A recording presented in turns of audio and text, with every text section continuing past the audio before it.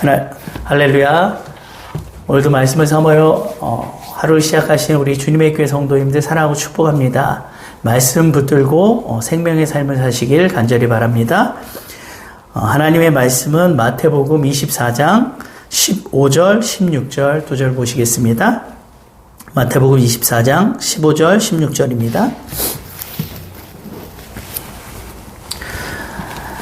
한 목소리로 봉독하겠습니다. 그러므로 너희가 선지자 다니엘이 말한 바 멸망에 가증한 것이 거룩한 곳에 선 것을 보거든 읽는 자는 깨달을진저 그때 유대에 있는 자들은 산으로 도망할지어다. 아멘. 마태복음 24장은 예루살렘 성전 파괴 예언과 또 세상 종말의 징조에 대한 계시를 기록하고 있습니다. 15절 이하의 내용은 종말 직전에 있게 될 대환란에 대한 예수님의 계시를 기록하고 있습니다. 한편 우리가 예수님의 예언적 계시를 대하면서 한 가지 주의할 점은 본문의 예언이 지니는 복합성을 생각해 봐야 합니다. 성경 예언 대부분 그 예언이 발해지던 동시대 또는 그것이 1차적으로 지칭하고 있는 한 특정 시기에 대한 내용뿐만 아니라 역시 역사 전체에 걸쳐 반복되는 동일한 사건에 대해서도 그리고 특히 세상 끝날 종말에 대해서도 예언한 내용이라는 것입니다. 본문의 예수님의 예언도 1차적으로는 AD 70년의 로마 제국에 의한 예루살렘 멸망과 유대인 학살 사건인 동시에 세상 종말에 있을 대환란에 대한 예언이기도 합니다. 우리는 본문을 통해 세상 마지막 때의 대환란에 대한 하나님의 경고하심을 깨닫고 종말의 때를 지혜롭게 준비해야 될 줄 믿습니다. 16절을 보면 주님은 그때 유대에 있는 자들은 산으로 도망할지어다 라고 말씀하십니다. 여기서 그때란 15절에 기록된 멸망에 가증한 것이 거룩한 곳의 선 때, 곧 로마 군대가 예루살렘 함락을 위해 공격한 때를 가리킵니다. 즉 주님께서는 앞으로 있을 예루살렘의 멸망을 바라보시며 그때가 유대에 있는 자들은 산으로 그때가 되면 유대에 있는 자들은 산으로 도망하라고 말씀하신 것입니다. 이것은 주님께서 로마 군대의 칼로부터 성도들이 생명을 보존할 수 있는 방법을 알려주신 것이었죠. 그런데 로마 군대가 예루살렘을 포위할 당시 유대의 열심당원들은 예루살렘이야말로 하나님의 도성이고 또 그 가운데 성전은 하나님이 계신 곳이므로 누구든지 그곳에만 가면 살 수 있다고 외쳤습니다.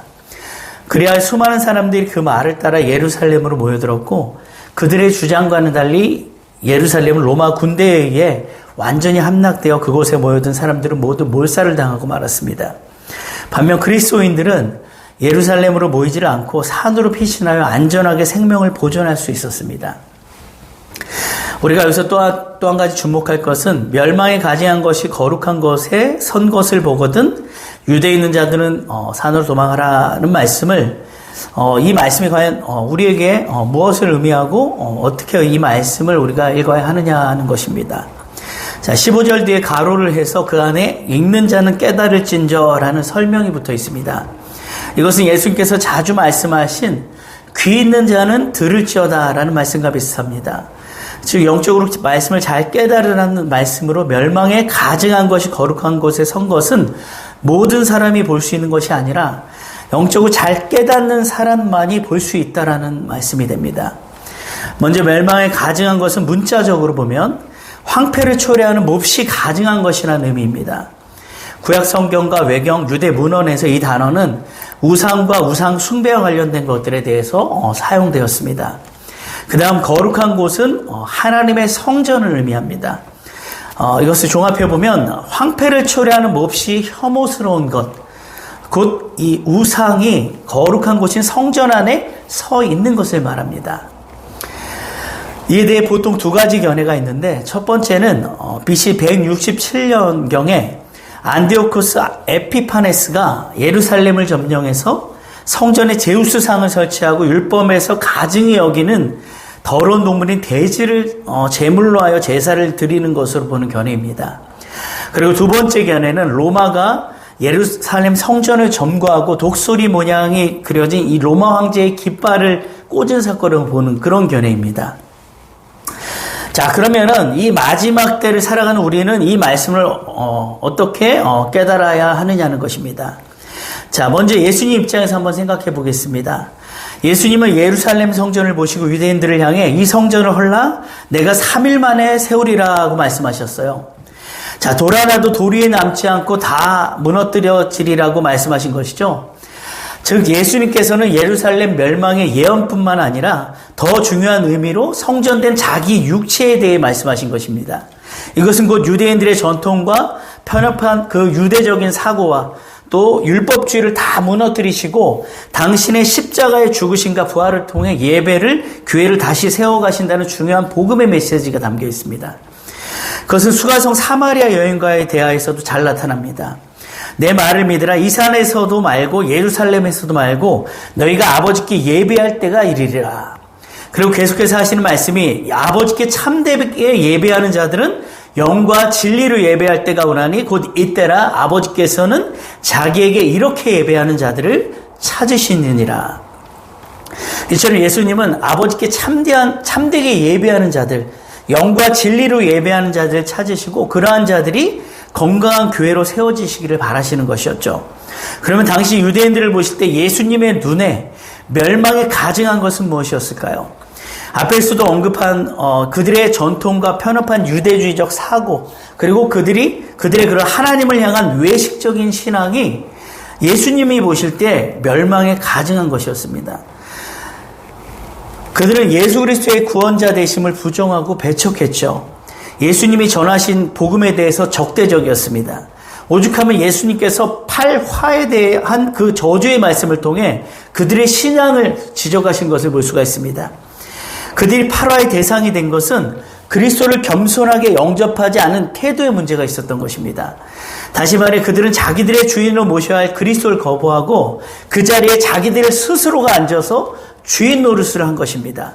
겉으로는 하나님을 섬긴다 하면서 자기들의 명예와 지위와 존경과 권세를 누리는 데만 혈안이 되어서 사람들 앞에 거룩한 경건의 가면을 쓰고 있는 그 위선자의 모습을 보였던 것입니다.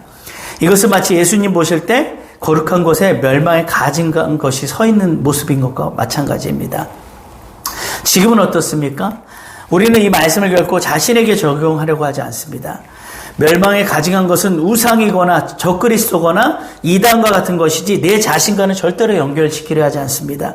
우리는 보통 종말의 때에는 멸망에 가증한 어느 특정한 부류가 나타나서 교회를 핍박하고 어지럽게 하고 성도들을 강력하게 미혹할 것이라고 우리는 그렇게 여깁니다. 물론 그럴 수도 있습니다. 어떠한 이단들이 나타나서 교회를 어지럽게 하는 그러한 일들이 많이 있겠죠. 물론 그러한 일은 지금도 많이 일어나고 있습니다. 그러나 우리가 여러분 성경을 한번 잘 보십시오. 디모데후서 3장에 보면 말세에 고통하는 때가 이르리니 사람들은 자기를 사랑하며 돈을 사랑하며 자긍하며 교만하며 회방하며 부모를 거역하며 감사치 아니하며 거룩하지 아니하며 이렇게 계속해서 말씀을 하고 있습니다. 여기서 가장 먼저 언급한 사람들이 자기를 사랑한다는 것이 무엇이겠습니까? 이것은 곧 자기 자신이 우상이 된다는 말씀입니다. 자기 자신이 우상이 되어서 하나님보다 자기 자신을 더 섬기는 거죠. 고린도전서 3장에 보면 너희가 하나님의 성전인 것과 하나님의 성령이 너희 안에 거하시는 것을 알지 못하느냐고 말씀하십니다. 그렇습니다, 여러분. 우리는 하나님의 성전이고 성령이 거하시는 거룩한 곳입니다. 그런데 우리가 교회를 다니고 신앙생활 한다고 하면서 하나님보다 나를 더 생각하고 하나님의 말씀보다 내 생각을, 하나님의 감동보다 내 감정과 내 기분을 더 따른다면 이것이야말로 내 안에 내 안에 그 멸망에 가증한 우상이 아니겠습니까? 여러분, 우리 안에 신앙적인 갈등이 어디서 올까요? 바로 예수님을 나의 주인으로 인정하지 못한 데서 오는 것입니다. 하나님이 우리의 주인이시면 인생의 주도권이 주인에게 있어야 합니다. 그런데 이게 너무 어려운 문제입니다. 사람들은 절대로 자기 인생의 주도권을 남에게 넘기려 하지 않습니다. 죽이 되든 밥이 되든 내 식으로 살아보겠다고 하는 것입니다. 유대인들이 그리스도를 인간 왕으로 와서 현세의 복을 주는 그런 인물이기를 바랬어요. 자기들이 복종하고 섬길 하나님으로는 절대 원하지 않았습니다. 우리가 예수님을 이렇게 믿고 있을 수 있다는 것입니다. 내 인생의 주관자이시고 주인이신 하나님을 믿는 것이 아니라 이 땅에서 재앙을 막아주고 성공을 밀어주고 병을 낫게 해주고 만사를 형통해 주시는 그러한 예수님, 그런 현세의 복을 주시는 예수님을 믿고 있다면 우리도 바리새인들과 다를 것이 별반 없다는 것입니다. 예수님, 여러분, 살아계신 하나님의 성전을 적그리스도를 위한 숭배의 장소로 바꾸는 것은 참으로 가증스러운 일입니다. 그러나 영적으로 한번 깊이 생각해 볼 때에 저는 혹시라도 그런 적그리스도가 나타나면은 정말 몽둥이라도 하나 준비해서 실컷 패줄 것입니다. 두들겨 패줄 거예요. 그런 적그리스도는 하나도 두렵지 않습니다. 하나님의 거룩한 교회에 그러한 존재가 나타나면 아마 가만 놔두실 분은 저 말고도 아마 아무도 안 계실 것입니다. 하지만 멸망의 가증스러운 우상이 내 속에 있다면 이것은 참으로 심각하고 두려운 문제입니다. 여러분, 사탄 마귀가 그렇게 허술하지가 않습니다. 창세부터 지금까지 얼마나 간교하게 일하고 있습니까? 우리 속에 천사로 둔갑하여 속이고 천사로 가장하여 나 자신을 사랑하도록 내 자신을 끔찍히 위하도록 우상화하기 때문에 그렇기 때문에 그들이 만만치가 않은 것입니다.